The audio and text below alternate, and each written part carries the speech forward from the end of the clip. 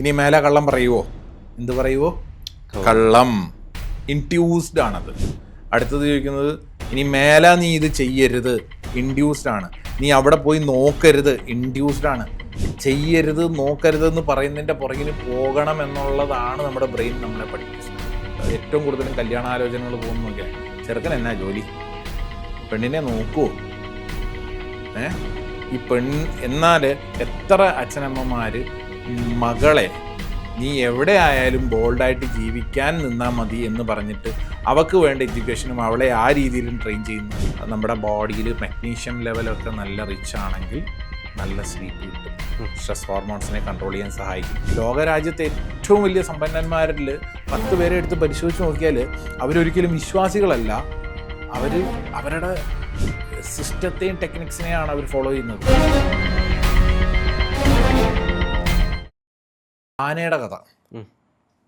കുട്ടിയാന ആയിരിക്കുമ്പോൾ ആ ആനയുടെ കാലയിൽ ചങ്ങല കെട്ടിയത് കൊണ്ടാണ് വലുതായപ്പോഴും ചങ്ങല പൊട്ടിക്കാത്തതെന്ന് തോന്നുന്നുണ്ടോ? അതെ. വേറൊന്നുമല്ല, ചങ്ങല പൊട്ടിക്കാൻ അതിന് കഴിയണ്ടേ? വലിയ ആനയ്ക്ക് ചങ്ങല പൊട്ടിക്കാൻ കഴിയുമല്ലോ ഈസി ആയിട്ട്. എന്നാലും വേദന. യെസ്, ആ സാധനത്തിലേക്ക് പോവാം. നോക്കൂ, ചെറിയ ആനയായിരുന്നപ്പോൾ ഇത്തിരി ശക്തമായ ചങ്ങല ഇട്ടപ്പം ആനയുടെ രീതിയിൽ അതിനെ പിടിച്ചു വലിക്കാൻ ശ്രമിച്ചു. പിടിച്ചു വലിച്ചു, കാലം കൊണ്ട് വലിച്ചു, ടൈറ്റായി. 1 2 പല ആവർത്തിയായപ്പോഴത്തേന് അവിടെ മുറിവായി. ആനയ്ക്ക് പെയിനായി. ആനയുടെ ബ്രെയിൻ രജിസ്റ്റർ ചെയ്യും, എന്താണെന്നറിയോ? ഇതിട്ട് ഈ സാധനം കെട്ടുമ്പം വലിച്ചാൽ കെട്ടിയവന് നോവില്ല, അവന് തന്നെ നോവുന്നു. അവൻ്റെ ബ്രെയിൻ രജിസ്റ്റർ ചെയ്യും, ഇത് വലിച്ചാൽ സെൽഫ് ഹാമിങ് ആണ്, നോട്ട് ഗുഡ്. ഇതാണ് വളർന്ന് മുകളിലോട്ട് ചെല്ലുന്നത്. അവിടെയും ആ ആനയ്ക്ക് നിഷ്പ്രയാസം പൊട്ടിക്കാൻ പറ്റുന്നൊരു സാധനമേ ഉള്ളൂ, അല്ലേ? മതം ഇളങ്ങിയിരിക്കുന്ന ആനയ്ക്ക് നല്ല സ്ട്രോങ് ആയിട്ട് പിടിച്ച് നിൽക്കുന്ന ഒരു മരവോ വാണ്ടിയോ എന്ത് സാധനമാണെങ്കിലും എടുത്തിട്ട് കിഴക്കമ്പാട് അടിക്കാനുള്ള എനർജി ഉണ്ട്. അതിനൊരു കാല് വെച്ചിട്ട് ഒരു വലിച്ച് പൊട്ടിക്കാനാണ് പാട്. വളരെ സ്ട്രോങ് ആയിട്ട് സാധിക്കും, ഈസി ആയിട്ട് പറ്റും. പക്ഷേ പാറ്റേൺ എന്താ പഠിപ്പിച്ചതെന്നറിയോ? സെൽഫ് ഹാമിങ് ആണ്. അത് വേദനിക്കും. ആർക്കും നിനക്ക് വേദനിക്കും, നീ അതേ പിടിക്കണ്ട, അതവിടെ ഇരുന്നോട്ടെ, നിനക്ക് പോകേണ്ടതൊക്കെ ഇപ്പോൾ അത് പോകുന്നുണ്ടല്ലോ, ഫുഡൊക്കെ ഉണ്ടല്ലോ, ഈ രീതിയിലാണ് അവിടെ സെറ്റ് ചെയ്യുക. ഇതൊരു ട്രെയിനിങ് പാറ്റേൺ ആണ്, മനസ്സിലാവുന്നുണ്ടോ?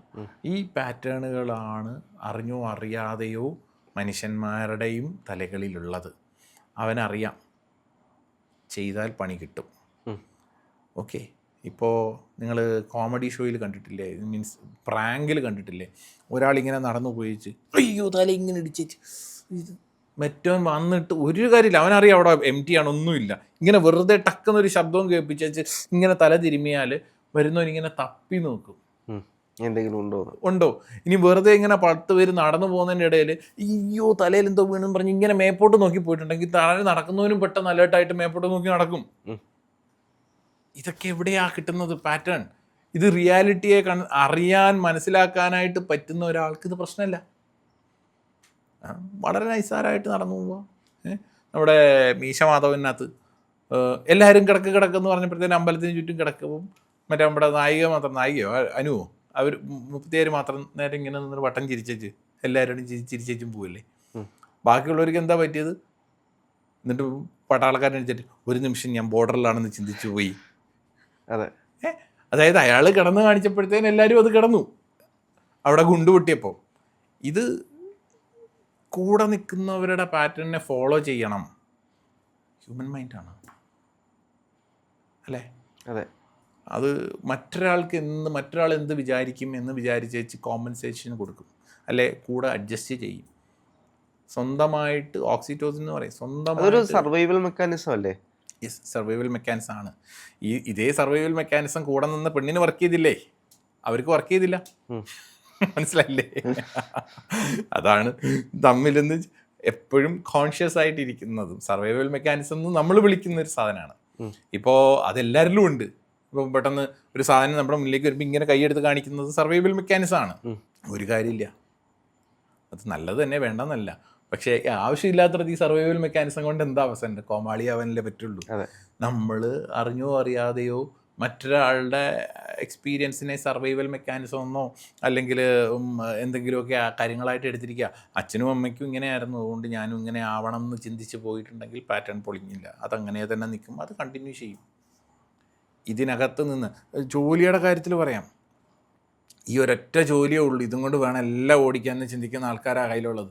അവനാ മറ്റൊരു ഓപ്ഷനിലേക്ക് മാറി ചിന്തിക്കാനായിട്ട് പറ്റുന്നില്ല. അവർക്ക് ചിന്തിച്ചാലും വർക്ക് ചെയ്യത്തില്ല. ഇതും കൊണ്ട് വേണം എല്ലാം ഓടിക്കാൻ. അച്ഛൻ കൊണ്ടുവരുന്നത് കൊണ്ടാണ് ഈ കുടുംബം ഓടിക്കൊണ്ടിരിക്കുന്നത് എന്ന് പറഞ്ഞിട്ട് അങ്ങനെ ഒരു പാറ്റേൺ കൊടുക്കുമ്പം നാളെ ഇതുപോലെ നീയും നിൻ്റെ കുടുംബത്തെ നോക്കണം എന്ന് പറഞ്ഞു കൊടുക്കുമ്പം അറിഞ്ഞോ അറിയാതെയോ ആ കുട്ടിയുടെ ഉള്ളിൽ കൊടുക്കുന്ന ഒരു പ്രിൻ്റാണ്, ഒരു ബ്ലൂ പ്രിൻ്റ്, നമുക്കതിന് ബ്ലൂ പ്രിൻ്റ് എന്ന് പറയാം. പ്രിൻ്റാണ് എന്ത്, നിന്നെ വിട്ടിട്ടില്ല ഈ ബാധ്യത, നീയും നോക്കണം, ഓക്കെ, അങ്ങനെ ആവണം ഇങ്ങനെ ആവണം. ഈ വിവാഹ ജീവിതത്തിനകത്ത് ഇതൊക്കെ ഇങ്ങനെയാണ് പറഞ്ഞിട്ടുള്ളത്. ഇങ്ങനെയൊക്കെ നമ്മൾ പറയും, നീ എന്ത് പ്രശ്നം വന്നാലും മോളെ അഡ്ജസ്റ്റ് ചെയ്ത് നിൽക്കണം കേട്ടോ. പിന്നെ ഏറ്റവും കൂടുതലും കല്യാണാലോചനകൾ പോകുന്നതൊക്കെ ചെറുക്കൻ എന്നാ ജോലി, പെണ്ണിനെ നോക്കുമോ, ഈ എന്നാൽ എത്ര അച്ഛനമ്മമാർ മകളെ നീ എവിടെ ആയാലും ബോൾഡായിട്ട് ജീവിക്കാൻ നിന്നാൽ മതി എന്ന് പറഞ്ഞിട്ട് അവൾക്ക് വേണ്ട എഡ്യൂക്കേഷനും അവളെ ആ രീതിയിലും ട്രെയിൻ ചെയ്യുന്നു. കൊച്ചു കുട്ടികളോട് അച്ഛനമ്മമാരിപ്പം പിള്ളേർ കള്ളത്തരം കാണിക്കും, കളവ് പറയും. അച്ഛനും അമ്മയും ചോദിക്കുന്നത് എന്താ, നീ എന്ത് ചെയ്യുമോ എന്നാണ് ചോദിക്കുന്നത്.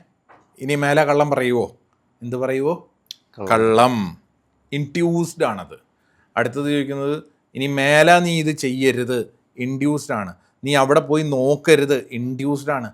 ചെയ്യരുത് നോക്കരുതെന്ന് പറയുന്നതിൻ്റെ പുറകിന് പോകണം എന്നുള്ളതാണ് നമ്മുടെ ബ്രെയിൻ നമ്മളെ പഠിപ്പിച്ച സാധനം.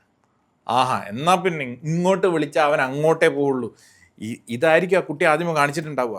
മറ്റുള്ളവരുടെ മുന്നിൽ വെച്ചിട്ട് ഇത് തന്നെയാണ് പറഞ്ഞു കൊടുക്കുന്നത്. അത് പാറ്റേൺ ആവുള്ളൂ, അത് അവരുടെ അടുത്തായാലും പിന്നെ അങ്ങനെ വരുള്ളൂ. അപ്പം ഇതെല്ലാം അറിഞ്ഞോ അറിയാതെയോ നമ്മൾ ഉപയോഗിക്കുന്ന വാചകങ്ങളാണ്. ഓക്കെ, മറ്റേ ഇതിനകത്ത് പറയണ മാതിരി എന്തായാലും സിനിമ ഉണ്ടല്ലോ, മോഹൻലാലും ശ്രീനിവാസനും, നീ അത് അഴിച്ചു വിട്ട്, കാറ്റഴിച്ചു വിട്ടത് നന്നായില്ലായിരുന്നു, ഞാൻ ഈ വിഷയത്തിൽ ഒറ്റപ്പെട്ടു പോയെന്നെ. കൂടെ കൊണ്ടുപോയില്ലെങ്കിൽ വലിയ പാടാണ് എല്ലാവർക്കും. ഇവിടെ ഉള്ളത് മുന്നേ പോയ ഏമാൻ പാടിയത് എന്തോ, പിന്നെ വന്ന് ഞാനും അത് തന്നെ പാടിക്കോളാം. ഇതിൽ നിന്ന് മാറാൻ പറ്റുന്നില്ലായിരിക്കും. മാറ്റങ്ങൾ വേണ്ടേ? ഉറപ്പായിട്ടും വേണം. ഈ പാറ്റേൺ എവിടെ മാറ്റാൻ പറ്റുന്നോ അവിടെ ചേഞ്ചസ് വരുന്നു. അതിന് വേണ്ടിയിട്ട് നമുക്ക് ഒന്ന് തെറാപ്പിക് ലിക്വിഡ്സ് പറ്റും. ഒരു സൊല്യൂഷനും ഇല്ലെങ്കിലാണ് തെറാപ്പിക് ലിക്വിഡ്സിലേക്ക് പോകുക. വളരെ പവർഫുൾ ആയിട്ടൊരു സാധനമാണ്. ഓക്കെ, രണ്ടാമത്തത് നമുക്ക് മെഡിറ്റേഷൻസ് ആണ്. മൂന്നാമത്തത് നമ്മൾ നമ്മുടെ പാറ്റേൺസിനെ റീവയർ ചെയ്യാനുള്ള ഫോളോ അപ്പ് മെഡിറ്റേഷനും ഉണ്ട്, നോർമൽ മെഡിറ്റേഷനും ഉണ്ട്. ഈ നോർമൽ മെഡിറ്റേഷൻ എന്ന് പറയുന്നതിനകത്ത് കുറച്ച് ബ്രീത്തിങ് എക്സസൈസുകളുണ്ട്. ഫോർ എക്സാമ്പിൾ, നല്ല സ്ട്രെസ്സായിട്ടിരിക്കുന്ന ഒരാൾക്ക് ഈസി ആയിട്ട് ചെയ്യാൻ പറ്റുന്ന ഒരു എക്സസൈസാണ് സ്മൈൽ എക്സസൈസ്, സ്മൈൽ ബ്രീത്ത് എന്ന് പറയും. എങ്ങനെയാണെന്നറിയോ, ഇങ്ങനെ ചിരിച്ചുണ്ട് 1 2 3 4 സെക്കൻഡ്സ് ബ്രീത്ത് ഉള്ളിലേക്ക് എടുക്കണം. ഓക്കെ, അപ്പം എന്നിട്ട് വായിക്കൂടി വെളിയിലേക്ക് വിടണം. എത്രയായിട്ട്? 7-8 സെക്കൻഡ്സ് ആയിട്ട് ഇത് വായിക്കൂടി വെളി വിടണം. ഇതൊരു 5 മിനിറ്റ് ചെയ്താൽ തന്നെ പെട്ടെന്ന് എൻഡോർഫിൻ എന്ന് പറയുന്ന ഹോർമോണിൻ്റെ ഉൽപ്പാദനം നടക്കും ബോഡിയിൽ. അതായത് ഇമ്മീഡിയറ്റ് പെയിൻ കില്ലർ എന്ന് അതിനെ വിളിക്കാം. പെട്ടെന്ന് കട്ട് ചെയ്യാൻ പറ്റും.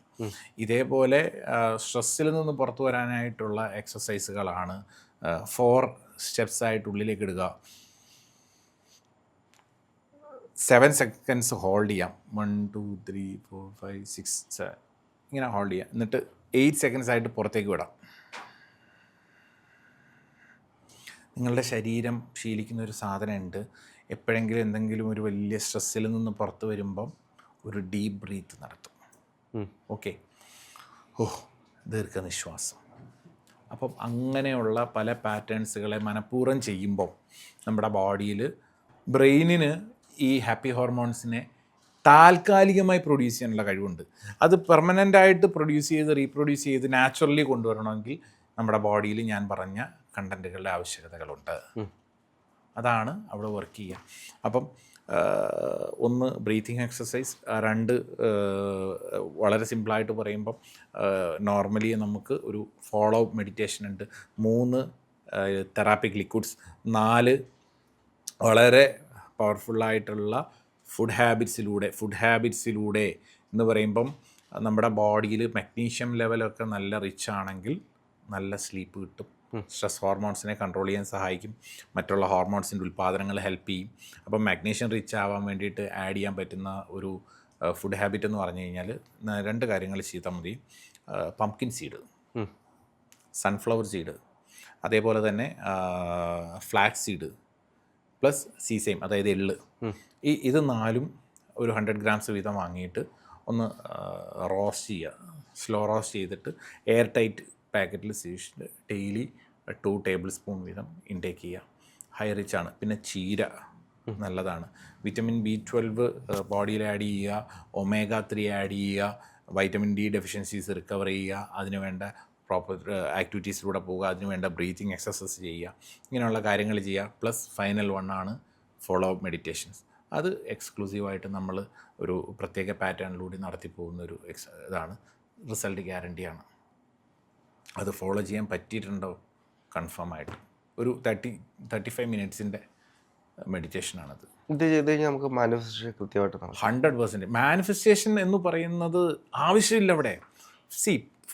പോസിറ്റീവ് തോട്ട് ഒരാൾക്ക് കൊണ്ടുവരാൻ കഴിഞ്ഞാൽ അവരുടെ ആക്ഷൻസ് പോസിറ്റീവായി, അവരുടെ തോട്ട്സ് പോസിറ്റീവായി, അവരുടെ തോട്ട്സ് പോസിറ്റീവായാൽ അവരുടെ ഇമോഷൻസ് പോസിറ്റീവായാൽ അവരുടെ ആക്ഷൻസ് പോസിറ്റീവായ റിസൾട്ട് പോസിറ്റീവായി.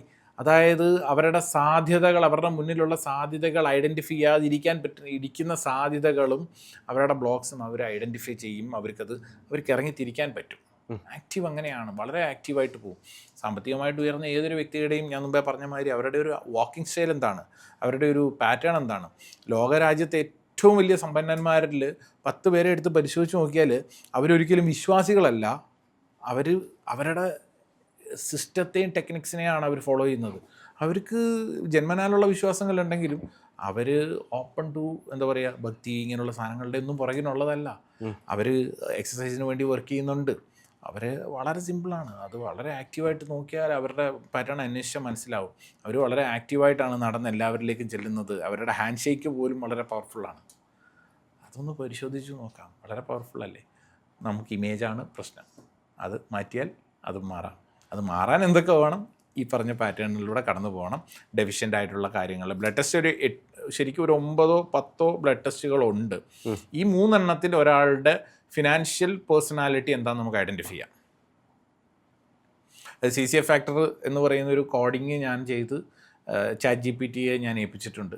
ബ്ലഡ് റിപ്പോർട്ട്സ് ഞാൻ എൻ്റെ സിസ്റ്റത്തിൽ കൊടുത്തിട്ടുണ്ടെങ്കിൽ ഞാൻ കൊടുത്ത് വെച്ചിരിക്കുന്ന കോഡിങ് അനുസരിച്ച് ഡീഫോൾട്ട് സേവ് ചെയ്ത് വെച്ചിരിക്കുക.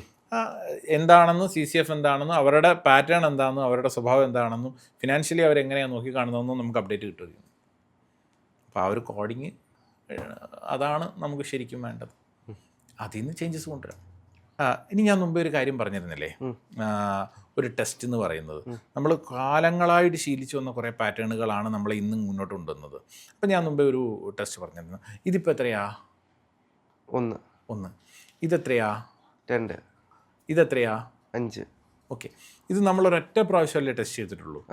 ഇനിയും താങ്കളുടെ ഒരു ഇപ്പോഴത്തെ ഒരു ഏജ് വെച്ചിട്ട് എത്ര വർഷമായിട്ടുള്ളൊരു പാറ്റേൺ ആണ് ഒരു മിനിറ്റ് പോലും ഇല്ലാതെ ഞാൻ ചേഞ്ച് ചെയ്ത് തന്നത്? അതെ, ശരിയല്ലേ? അവിടെ എന്താണെന്നറിയോ, വളരെ കോൺഷ്യസ് ആയിട്ട് ശ്രദ്ധിച്ചിരുന്നു എന്നുള്ളതാണ്. ഇതിനകത്ത് എന്താണ് സംഭവിക്കാൻ പോകുന്നതിനുള്ള ഈഗർനെസ് ഉണ്ടായിരുന്നു, ഇൻട്രസ്റ്റ് ഉണ്ടായിരുന്നു. ഈ ഘടകങ്ങളെല്ലാം ഇതേ ഒരു കാര്യം നമ്മൾ മറ്റുള്ള ആക്ടിവിറ്റീസിലും കൊണ്ടുവരാൻ ശ്രമിച്ചാൽ മതി. നമുക്ക് പക്ഷേ അതിലേക്ക് കഴിയാത്തത് എന്തുകൊണ്ടാണെന്ന് ചോദിച്ചു കഴിഞ്ഞാൽ അതിൽ ഈ പറയുന്ന ഘടകങ്ങളാണ്. ഇത് കുറച്ച് സിമ്പിൾ കാര്യമായതുകൊണ്ട് പെട്ടെന്ന് ഈ മീഡിയയിൽ ഇത് കണ്ടുകൊണ്ടിരുന്ന എല്ലാവരിലും ഇത് ഒരു 90% ആൾക്കാരും എന്ത് ചെയ്യും, മനസ്സിലാക്കിയിട്ടുണ്ടാവും.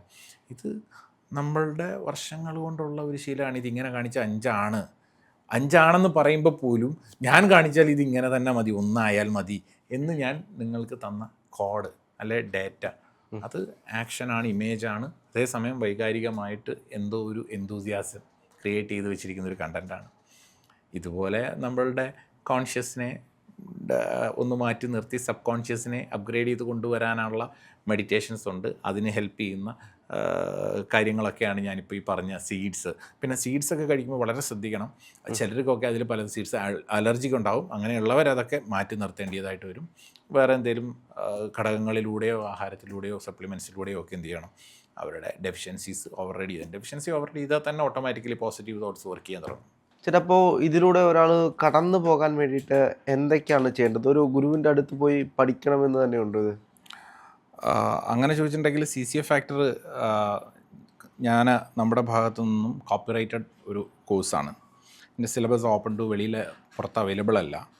ഇപ്പം ഞാൻ അതിൻ്റെ ഒരു ട്രെയിനിങ് ഇപ്പം ചെയ്യുന്നതെന്ന് വെച്ചാൽ വെബിനാർസ് കണക്ട് ചെയ്യും, ഒരു ഡെമോ സെഷൻ കൊടുക്കും, ഡെമോ ക്ലാസ് കൊടുക്കും. എന്താണ് നമ്മളുടെ നമ്മളുടെ മൈൻഡ് ഫോക്സ് എങ്ങനെയൊക്കെ വരുന്നു എന്നുള്ളതും അതിനെക്കുറിച്ചൊക്കെ ഒന്ന് പറഞ്ഞിട്ട് അവിടെ നിന്നുകൊണ്ട് സെലക്റ്റഡ് ആയിട്ടുള്ള താല്പര്യമുള്ളവർക്ക് ഈ പ്രോഗ്രാമിലേക്ക് എൻറോൾ ചെയ്യുക. അതൊരു 3 ഡേയ്സിൻ്റെ പ്രോഗ്രാമാണ്.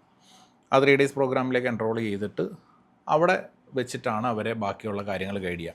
അപ്പോൾ അതിനകത്ത് ഈ ഗൈഡഡ് മെഡിറ്റേഷൻസ് ആയിക്കോട്ടെ, ഓരോരുത്തർക്കും ഇൻഡിവിജ്വലി അവർക്ക് വേണ്ട സപ്പോർട്ട് എന്താണ്, അവരുടെ ബ്ലഡ് റിപ്പോർട്ട്സ് ഉണ്ടെങ്കിൽ അതിനനുസരിച്ചിട്ട് അവർക്ക് ഗൈഡ് ചെയ്ത് ചേഞ്ചസ് കൊണ്ടുവരേണ്ട ന്യൂട്രീഷൻസ് ആയിക്കോട്ടെ, ഫുഡ് ഹാബിറ്റ്സിൽ എന്തെങ്കിലും കൊണ്ടുവരണോ, ഇതിനെക്കുറിച്ചൊക്കെ സജസ്റ്റ് ചെയ്ത് കൊടുക്കും. അപ്പോൾ അത് സജസ്റ്റ് ചെയ്തതിന് ശേഷം ഫോളോ അപ്പ് മെഡിറ്റേഷൻസും കൂടി അവർക്ക് കൊടുക്കും. അതിൻ്റെ ഫോളോ അപ്സ് ഡയറക്റ്റ്ലി നമ്മൾ മോണിറ്റർ ചെയ്യും. ആ ഒരു രീതിയിലാണ് അതിൻ്റെ കോഴ്സസ് സ്ട്രക്ചർ ചെയ്തിട്ടുള്ളത്. അപ്പോൾ ഇത് ഒരാൾ മോണിറ്റർ ചെയ്യാനുണ്ടെങ്കിൽ അവർക്ക് അതിൽ നിന്നൊരു ബെനിഫിറ്റ് ഉണ്ടാവും ഉറപ്പായിട്ടും. എന്ന് വെച്ചാൽ ഗ്രൂപ്പിൽ നമ്മളൊരു ഗ്രൂപ്പായിരിക്കും.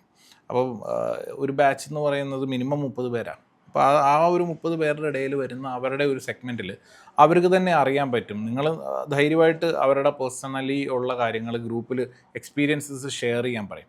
അപ്പോൾ നമ്മൾ ആവശ്യക്കാർക്ക് നിലവിൽ എക്സ്പീരിയൻസ് ഷെയർ ചെയ്തിരിക്കുന്ന സ്ക്രീൻഷോട്ടും കാര്യങ്ങളും ഒക്കെ നമുക്ക് കൊടുക്കാൻ പറ്റും. ആ ഒരു എക്സ്പീരിയൻസ് അവർ പേഴ്സണലി അനുഭവിച്ച് പോകുമ്പോഴാണ് അവർക്കും അതിൻ്റെ കൂട്ടമുണ്ട്. അപ്പോൾ ഇവരുടെ കൂടെയുള്ളവർക്ക് അത് ഉണ്ടാകുമ്പോൾ ഈവൻ ഈ ഉദാഹരണം പറഞ്ഞു കഴിഞ്ഞാൽ മെഡിറ്റേഷൻ, ഫോളോ അപ്പ് മെഡിറ്റേഷൻസ് അല്ലേ, അത് ഒരാൾ 10 പേരുള്ളതിൽ 2 പേര് കേട്ട് കൊള്ളാം എന്നിങ്ങനെ അവർ വിചാരിച്ചുകൊണ്ടിരുന്നു കഴിഞ്ഞാൽ അവർക്കുണ്ടാകുന്ന എക്സ്പീരിയൻസ്, അവർക്ക് അതിനൊന്ന് വന്ന മാറ്റം അവർ പേഴ്സണലി ഗ്രൂപ്പിൽ ഷെയർ ചെയ്തിടും. അതിലൂടെ മറ്റുള്ളവർക്കൊരു പ്രൊമോഷനോ മോട്ടിവേഷനോ ആണത്. അപ്പോൾ അവർക്കും അത് എന്നാൽ എനിക്കും ഫോളോ ചെയ്യണം. സോ ഈ ഒരു സംഭവം അവിടെ എന്താ വെച്ചാൽ ലെതാർജിക് സ്റ്റേജിനും താഴെയുള്ള തീറ്റ ലെവല് അവിടെ പോയി അവരുടെ മൈൻഡിനകത്ത് റീപ്രോഗ്രാമിംഗ് ആണ് നടത്തുന്നത് ആ ഒരു ഫോളോ അപ്പ് മെഡിറ്റേഷനിൽ. അതുകൊണ്ട് അതിനകത്ത് റിസൾട്ട് ഓറിയൻറ്റഡ് ആയിട്ട് വരും. എന്താണെങ്കിലും ഈ ഒരു സെക്ഷൻ ഒരു പുസ്തകം വായിച്ചു, അതായത് മാനിഫെസ്റ്റേഷൻ ഒരു പുസ്തകം വായിച്ച ഒരു ഫീലുണ്ട്. എന്ത് തന്നെയാണെങ്കിലും ഇതുമായി ബന്ധപ്പെട്ട് CCF മാസ്റ്ററിയിലേക്ക് ആർക്കെങ്കിലും പങ്കെടുക്കാൻ താല്പര്യമുണ്ടെങ്കിൽ അങ്ങേ കോൺടാക്ട് ചെയ്യുക. കോൺടാക്ട് നമ്പർ കൊടുത്തേക്കാം. എന്താണെങ്കിലും ഒരുപാട് നന്ദി. Thank you.